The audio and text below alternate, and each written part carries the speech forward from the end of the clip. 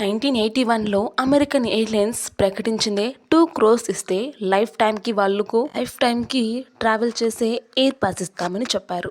దీంతో ఒకతను 1987లో స్టీవ్ అనే మనిషి ఇతను చేసిన పనికి అందరూ షాక్ అవ్వాల్సిందే. ఏం చేశాడంటే మార్నింగ్ తినడానికి ఫ్రాన్స్, అలాగే ఫ్రాన్స్ నుంచి లండన్కి, లండన్ నుంచి నైట్ తినేకి మళ్ళీ అమెరికాకి, ఇలా వెళ్తూ ఆయన లైఫ్ టైంలో ఆయన ఎన్నోసార్లు ప్రతిసారి ఫస్ట్ క్లాస్లో ట్రావెల్ అవుతారు.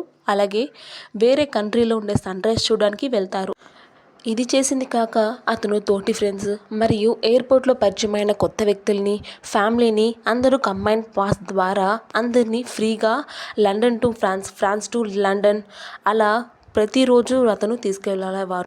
మరియు 20 సంవత్సరాలకి 10,000 సార్లు ట్రావెల్ చేసింది కాక 2005లో అతని పాస్ని బ్యాన్ చేసిన తర్వాత ఎయిర్ పాస్ వాళ్ళు ఇంతగా ఊహించలేరు.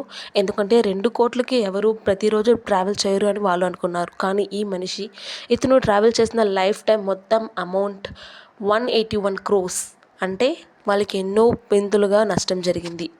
సో ఎయిర్లైన్స్ వాళ్ళు మళ్ళీ ఆ ప్లాన్ని క్యాన్సిల్. మరి స్టీవ్ చేసింది కరెక్టా, రాంగా? మీ ఆన్సర్స్ని కామెంట్ బాక్స్లో షేర్ చేయండి. Thank you and subscribe for more videos.